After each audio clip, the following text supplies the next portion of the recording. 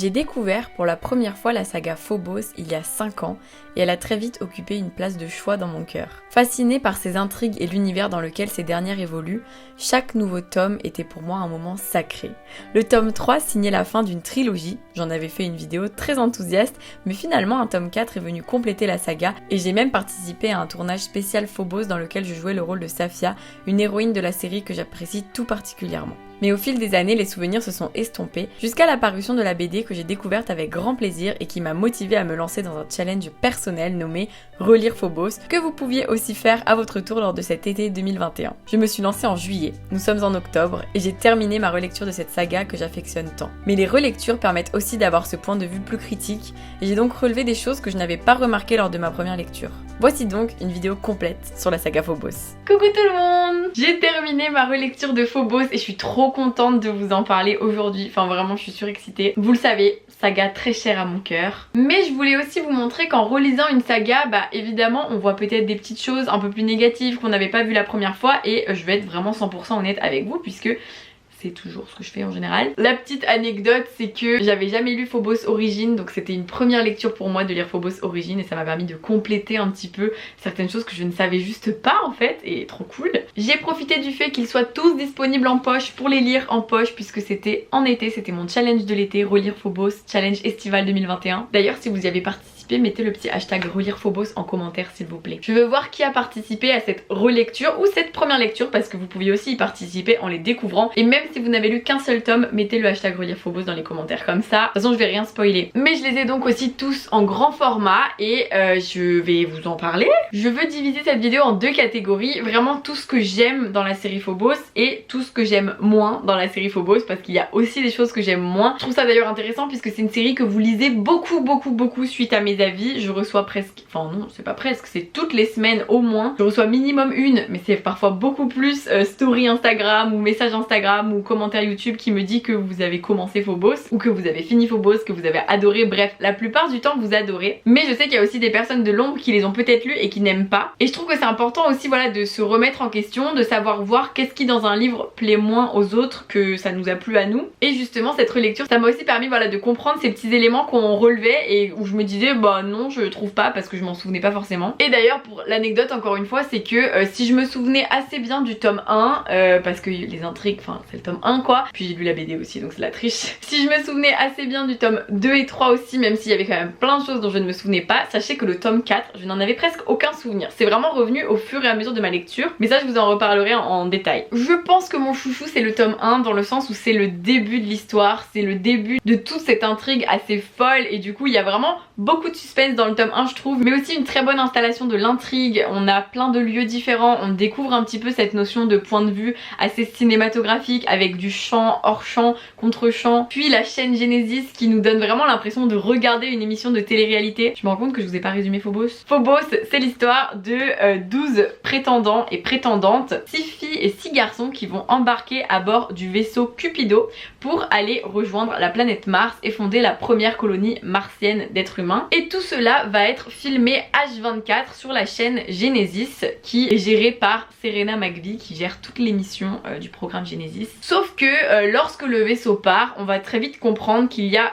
des choses qui tournent pas rond et qu'on ne sait pas si les aventuriers arriveront vivants sur la planète Mars. Ils ne sont pas encore au courant mais ils vont très vite l'être et je vous en dis pas plus parce qu'il faut lire le tome 1 pour savoir tout ce qui va se passer dans cette histoire, comment ils vont découvrir que cette aventure fait plus peur que ce qu'ils pensaient. Bon même si ça fait quand même peur d'aller sur Mars pour conquérir la planète Mars, mais bref. Mais vous m'avez comprise. Et d'ailleurs, pour fonder la colonie martienne, il faut être en couple, faire des bébés, donc ils font des speed dating tous les jours, 6 minutes de speed dating entre les filles et les garçons pour savoir qui finira avec qui sur Mars, qui se mariera avec qui et qui aura des enfants avec qui. Donc il y a un peu un mélange de tout, romance, télé-réalité, problématiques sociétales assez actuelles, je vous en reparlerai. Mais du coup c'est vraiment super riche et moi c'est ce que j'adore dans Phobos, c'est ce côté très page turner, on tourne les pages sans jamais s'arrêter, on se demande toujours ce qui va se passer ensuite. Moi c'était une relecture mais je me demandais quand même ce qui allait se passer ensuite. Le tome 1 c'est même pas une introduction, il y a des gens qui peuvent des fois lire des séries et se dire le tome 1 il introduit, c'est un peu lent et tout. Je trouve pas du tout, moi le tome 1 je le trouve excellent, genre vraiment je l'adore, je le trouve incroyable. Je trouve que justement en introduction il est très complet, très riche. Je ne me lasse jamais de lire Phobos, même si On y reviendra après dans les points négatifs, mais en tout cas ce tome 1 je l'ai dévoré, j'avais tout le temps envie d'y retourner. Pourtant je me souvenais de pas mal de choses, mais il y avait aussi plein de choses dont je ne me souvenais pas, et ça c'était trop chouette à redécouvrir. J'ai vraiment pris un immense plaisir à redécouvrir cette saga dans son intégralité, que du coup je comprends le plaisir que vous pouvez avoir en la lisant pour la première fois, à la découvrir, parce que c'est vraiment ce que j'avais ressenti il y a 5 ans quand j'ai lu le tome 1, puis le tome 2, puis le tome 3, puis le tome 4, bref. Peu importe le tome que vous lirez, les intrigues sont toujours incroyables. Il y a vraiment beaucoup de petits détails qui sont disséminés ça et là dans les tomes et qui ont toujours un rapport avec une résolution finale qui arrivera peut-être 3 tomes après en fait, mais c'est ça que je trouvais trop bien aussi. Le fil de l'histoire est extrêmement bien mené, on sent qu'il y a vraiment un plan absolument incroyable, parce que quand on voit le nombre de pages, regardez, ça c'est la saga complète, autant vous dire qu'on doit être à 3000 pages, autant vous dire que ça fait beaucoup d'intrigues, beaucoup de retournements de situation, beaucoup de situations où on est comme ça devant notre livre et on a envie de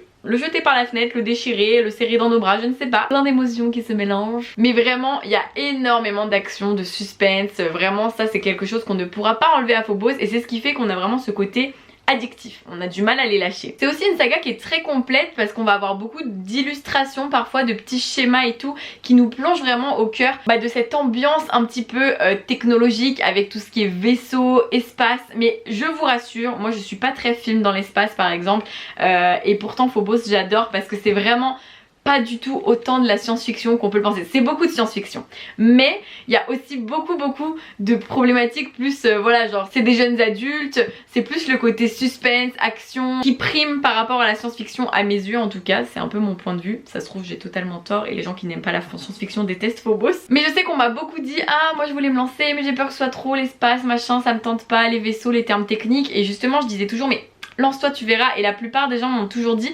je m'y attendais pas, mais en fait j'ai adoré parce que c'est pas aussi, voilà, c'est pas aussi complexe qu'on peut le penser en se lançant dedans. D'ailleurs le résumé ne laisse pas penser que c'est complexe, au contraire on est vraiment sur cette histoire de télé-réalité et tout qui du coup nous plonge direct dans un suspense très prenant. Je ne regarde pas de télé-réalité personnellement, mais je sais que quand on commence à regarder c'est dur de s'arrêter parce qu'il y a toujours ce côté où on veut savoir jusqu'où ça va aller. C'est pareil dans Phobos. Ce qui est génial avec Phobos, et d'autant plus maintenant que je l'ai relu cette saga en 2021, c'est que c'est vraiment un miroir de notre société, de notre époque, des problématiques auxquelles on fait face en permanence. Et d'ailleurs dans Phobos il y a même des problématiques limite on dirait c'est un petit peu de la prédiction. Il n'y a pas le Covid dedans, mais honnêtement il y a des petits trucs qui se rapprochent un peu de tout ça, et je me disais mais c'est fou en fait parce que je l'ai lu en 2016 et bien évidemment tout ce qui est planète, protection, pollution, ça évidemment ça existait déjà. Le Covid non, mais du coup dans Phobos on sent que tout ça, ça a plus d'ampleur puisqu'on est quand même dans le futur, même si on ne sait pas précisément en quelle année l'histoire se passe. Mais vraiment ça fait se poser beaucoup de questions sur notre monde et je trouve ça super intéressant. Et aussi, surtout sur notre monde des écrans,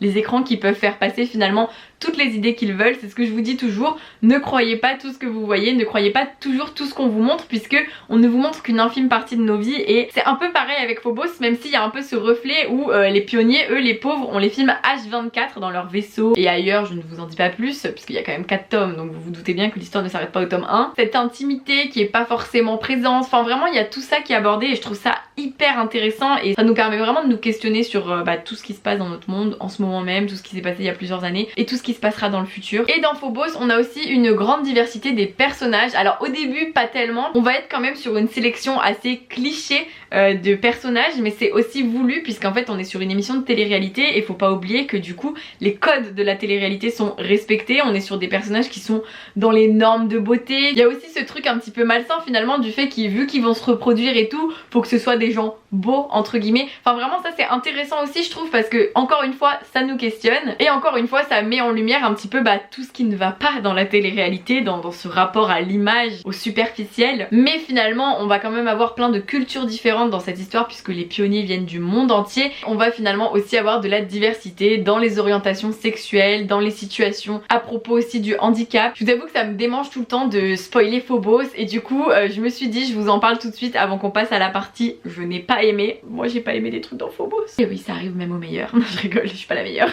Je disais donc j'aimerais beaucoup faire un live 100% spoil, genre du début à la fin on spoil Phobos pour en parler avec vous justement, pour discuter de certaines scènes, certaines situations, parce qu'au final quand je finis un livre je suis assez frustrée parce que je ne peux pas vous dire mais lui il meurt à ce moment là et elle fait ci et lui il fait ça, enfin vous voyez ce que je veux dire. On est un petit peu seul au monde quand on finit ce type de livre. Donc si vous voulez un live 100% spoil, d'ailleurs j'y pensais pourquoi pas un jour aussi en faire un avec Victor Dixon. Mais d'abord, si on en fait un juste entre vous et moi, est-ce que vous préférez que le live soit sur YouTube ou sur Instagram? Je pense que je vais mettre des commentaires pour que vous puissiez voter, ou je sais pas, je vais voir. Je vais mettre un top commentaire et en dessous vous commenterez si vous préférez qu'il soit sur YouTube ou sur Instagram le live. L'avantage sur Instagram, c'est que je pourrais vous inviter à venir avec moi dans le live et on pourra discuter à plusieurs, même de manière orale quoi, et je trouve ça cool. Du coup vous me dites en commentaire, mais moi j'ai trop envie de faire ça. De toute façon je vais le faire, je sais juste pas où je vais le faire puisque vous me suivez sur YouTube et je sais pas si tout le monde me suit sur Instagram. Donc on passe à la partie ce que je n'ai pas aimé dans Phobos, ou du moins ce que j'ai remarqué, que je n'avais pas forcément remarqué à ma première lecture, ce qui a pu me déranger dans cette histoire, dans cette saga entière aussi. Alors déjà,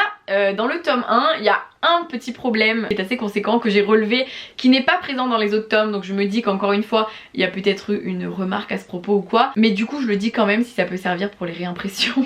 Dans Phobos tome 1, Kenji 2 fois il est décrit comme ayant un comportement autiste, mais il n'est pas autiste et c'est vraiment utilisé comme un trait de caractère et j'ai trouvé ça extrêmement maladroit et ça m'a vraiment gênée. Enfin j'étais en mode non mais c'est pas possible qu'il ait écrit ça. C'est le seul truc problématique que j'ai remarqué, mais quand même c'est conséquent. Du coup je tiens à vous le dire, si vous lisez Phobos, sachez que j'ai remarqué ça parce que je sais qu'il y a des gens qui peuvent se dire mais elle fait que nous vanter ce livre et en fait il y a des trucs comme ça qui sont quand même graves dedans et tout. Et là vraiment je l'ai remarqué, donc je vous le dis et du coup je le dis en vidéo aussi. Quand Kelly dit j'adore son petit côté autiste, moi je trouve pas ça ouf de dire ça.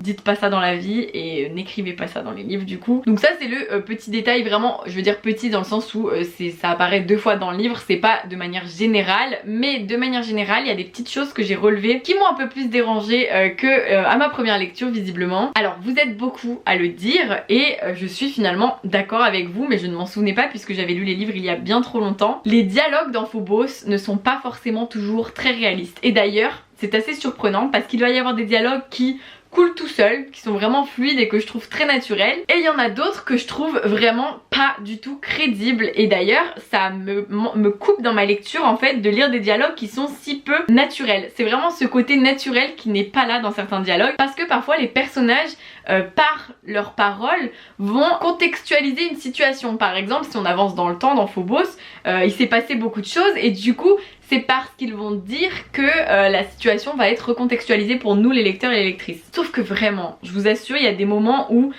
le personnage dialogue pendant 3 pages et personne fait ça. Enfin, je veux dire, personne ne recontextualise un contexte en entier par la parole et ça c'est vraiment un truc qui m'a dérangée dans ma relecture. Ça m'a pas empêché d'adorer la saga une nouvelle fois, mais ça m'a gênée parce que parfois ça me coupait vraiment. Je me disais en fait là c'était tellement pas réaliste que mon cerveau était beaucoup moins pris dans l'histoire, beaucoup moins happé puisque il avait pas l'impression de dire quelque chose qui pouvait se passer, qui pouvait exister. C'est vraiment comme ça que je l'ai ressenti et c'est étonnant parce que c'est pas tout le temps le cas, c'est parfois comme ça, parfois non. Et donc c'est quelque chose que vous m'avez beaucoup dit et que en fait vous aviez raison quand vous me disiez ouais moi j'ai pas trop aimé parce que les dialogues sont pas réalistes ou quoi. C'est vrai, je trouve que les dialogues sont pas crédibles parfois, ça fait perdre le rythme à l'histoire qui est pourtant une histoire très rythmée et c'est ce que j'adore dans Phobos. Mais le rythme effréné peut avoir finalement un défaut, c'est-à-dire que c'est très positif qu'un livre soit très rythmé puisqu'on a du mal à le lâcher, mais finalement ça peut être contrebalancé par le fait que dès qu'il n'y a plus d'action, on s'ennuie vraiment. Et moi ça a pu m'arriver dans la saga là, pas dans le tome 1 du tout,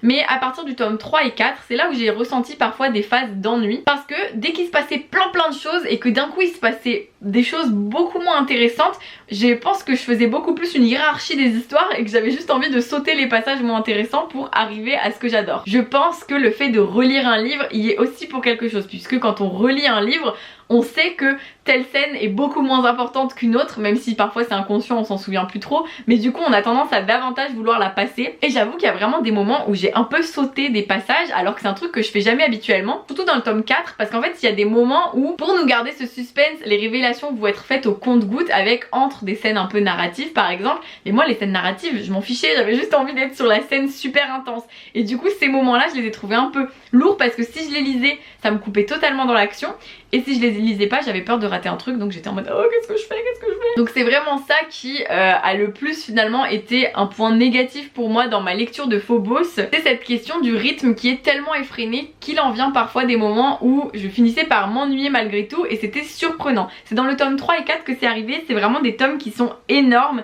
et du coup là vous pensez pas qu'il est énorme, mais attendez je vais vous montrer. Voilà, ça c'est la version grand format, la version poche il y a 850 pages, la version grand format Il y a 650 pages, mais en fait la version en poche c'est écrit un peu plus gros quoi. Oh, regardez dans le tome 4, j'ai une petite Léonore en marque-page, mais je l'avais oubliée, elle est trop mignonne, elle est trop mignon. Bref, le tome 3 et le tome 4 du coup étant plus gros, voilà c'est les moments où il y a des petits passages que j'ai sautés, peut-être aussi parce qu'il y avait beaucoup plus de personnages. Et je vous jure c'est incroyable, le tome 4, je ne me souvenais de rien. Genre je l'ai commencé, je me suis dit mais qu'est-ce qui se passe dans le tome 4? Parce qu'en fait la fin dont je me souvenais, bah, c'était plutôt celle du tome 3, pas du tome 4. Après en relisant le tome 4, arrivé 200 pages avant la fin, je me suis souvenu de la fin. Parce que du coup en recontextualisant le tout, je me suis dit mais oui, évidemment. Mais ce qu'on ne pourra pas enlever à cette saga, c'est que malgré les défauts que je vous ai cités, c'est vraiment super addictif, super intriguant et super bien fait. Enfin vraiment Victor Dixon a des idées assez incroyables et tout se tient. C'est vraiment ça. Vous voyez quand je vous disais les dialogues manquent de réalisme ou de crédibilité, le reste de l'histoire je trouve qu'il y a très peu de choses qui manquent de crédibilité. Pourtant les retournements de situation sont incroyables, mais vraiment c'est bien fait, c'est bien trouvé. C'est nous en tant que lecteurs ou lectrices on est tout le temps en mode ah genre exactement ma réaction quand je lis Phobos.